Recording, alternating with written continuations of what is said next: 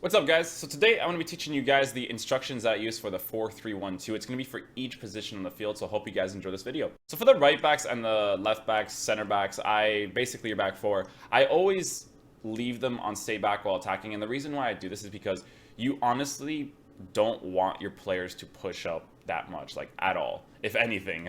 The center backs are kind of like really weird work rates. I believe that Smalling has medium, and Otamendi also has medium, which is okay, but I really love using players like Barzagli and Chiellini who has low-high. Like, those are the best work rates that you could possibly get for a center back, in my honest opinion.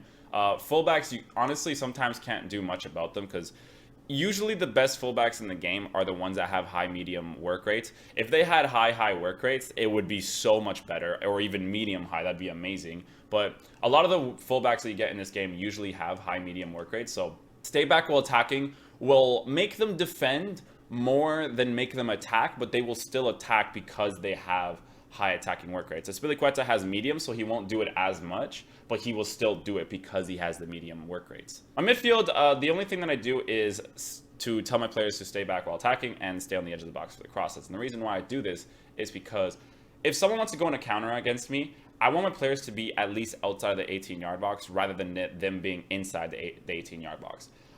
If you have them to stay back while attacking, they will defend more than they will attack, but they will still attack, right? And you can't say, okay, if I put my midfield to stay back while attacking, they're never going to attack. They will still do it. They will still attack because you are making your own play. If you do LBA passes, they're going to run, right? So stay back while attacking will just tell them to defend more than attack, but they won't defend all the time, right? So that's why I have that there. Stay on the edge of the box is because I don't really do crosses in this game. I like to cut in and do a driven pass to a midfielder or pass it back so I can like kind of make a play, 1-2 plays. I really like passing the ball a lot in this game, not like possession wise, but trying to like make plays within the box. So that's why I like them to be around the midfield area if I am attacking. My cams are, I think, the only thing that has been changed. I'm not sure if this is a default thing, but it's usually on stick to position. And the reason why I have them to stick to position is because I want them to be a central cam. I don't want to see them going left and right. I don't want them to free roam wherever they want. That could change in the future. You never know. It could actually be a lot better for them to free roam, but I like them to stick to position because I want my cam to make the plays for the strikers and the strikers to make the plays for the cam. And if he sticks to position, I know that he's going to be in the central area as long as I don't push him myself. So that's why I have him stick to position, because he stays in the central area of the pitch and he can basically make really cool plays with strikers. This is a kind of a thing that I have nowadays. In the instructions video that I had for the 4-2-3-1, I didn't have stay central and target man. I put it in the comments afterwards that I now use that, and the reason why is because when you put them to stay central and be target man, they basically kind of face the opposite direction of the net. And when you do this, they basically allow you to pass the ball to them. You can lay it off back to the person that initially made the pass, and then you can make like passing plays around you, right? If you had, for instance, them on balanced width or drift wide, like I do not like going to the left and right of the field, right? Like it'll still happen because the game will, it forces you, not forces you to, but like sometimes there's moments where you're going to have to force yourself to the sides. It makes sense. I never cross the ball.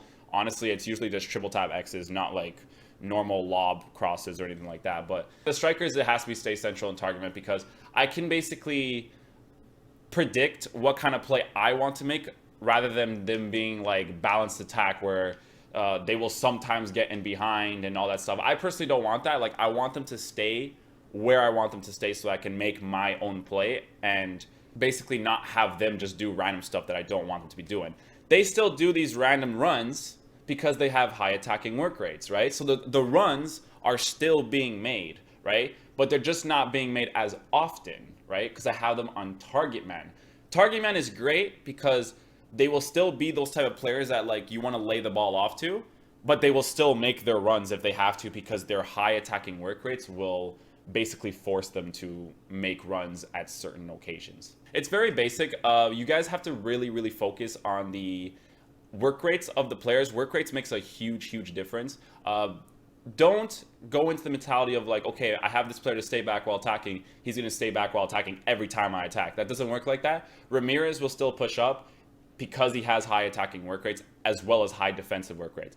The reason why I have him stay back while attacking is because I want him to stay back more than I want him to push up, but you can't like just tell them like, okay, just don't push up in general. Like, it's impossible because his work rates is not low high. If he was low high, it's more understandable. But even with low high, they will still attack sometimes. Not as often as someone who has high attacking work rates, but low attacking work rates.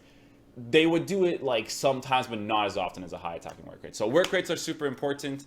Be sure to look at that. Also with the goalies, be specific with your goalies because there's a lot of moments where I'm facing people and the only reason why I score specific goals is because they have specific keepers, right?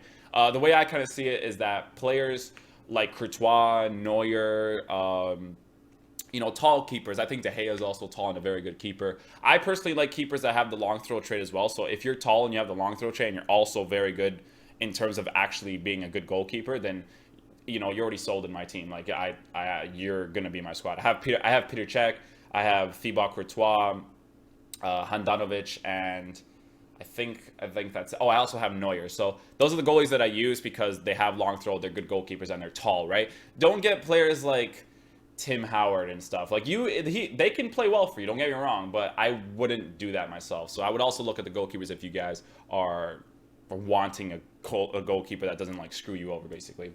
So that's going to be it for this video today. I hope you guys did enjoy it. I hope these instructions can help you out. If they don't, try to mess around with the instructions a little bit more so that they can suit your own play style, because that's really important for you to play the way you want to play. So I hope you guys enjoyed this video. If you guys did, please drop a thumbs up on it, and I'll see you guys in the next video or the stream. Peace.